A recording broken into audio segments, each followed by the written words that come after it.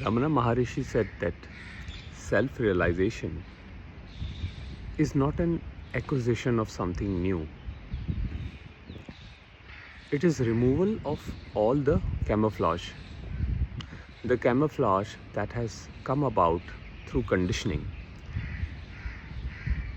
Now, I include two things in that. One is the conditioning that is genetic, and second is the conditioning that one is subjected to through people around them, like parents, friends, family, schooling. All that makes up for the persona, which is not the final truth, because there is something beyond persona. And that is what Ramana Maharshi is pointing to. So when on the path of jnana, or the path of knowledge, self-knowledge, one tries to identify all that is false, all that has been layered, and this can be something like identification with my profession, identification with my roles, family roles, father, mother, brother, sister, identification with the religion, with the sect, with the group, with an organization, with beliefs, identifications with thoughts. All these things collectively form the camouflage or the false persona. And when we believe that we are the limited false persona, we create separation from the source.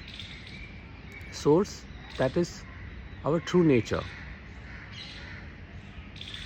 And this causes suffering and pain in life, because separation means suffering. Separation is pain.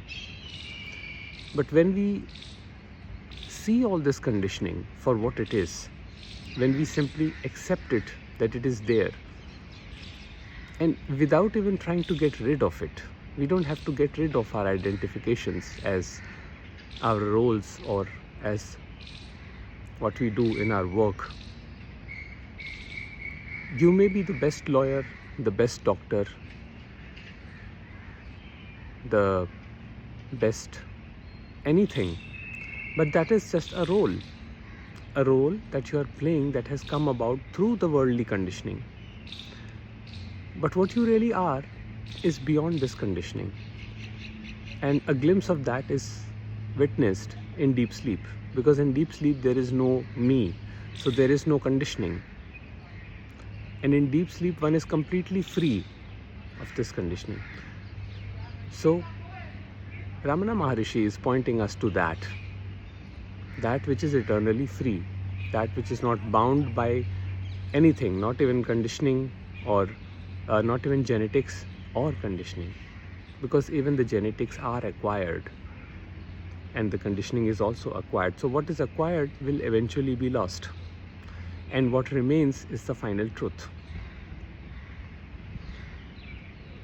So Ramana Maharshi says that our true nature is the most natural state, or let's call it the stateless state, which is by nature peace, a peace that remains unperturbed irrespective of what the external circumstances are. Even during conflict and confusion, that peace is not lost. Even during emotional turmoils, that peace is not lost. And that is what Ramana Maharshi is pointing to. And that is why he says, don't entertain thoughts. Lose interest in thinking.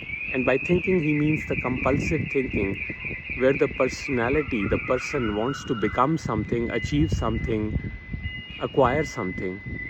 The path of self-realization does not require you to acquire anything. The path of self-realization is a pathless path. It is just the recognition of the conditioning that has built up the false camouflage. And just the recognition of that, the witnessing of that, frees it completely frees the individual. So even while bound, the individual is free. Sounds like a paradox, but non-duality is full of paradoxes. So the individual, even while engaged with the world, is completely free, because freedom is one's true nature.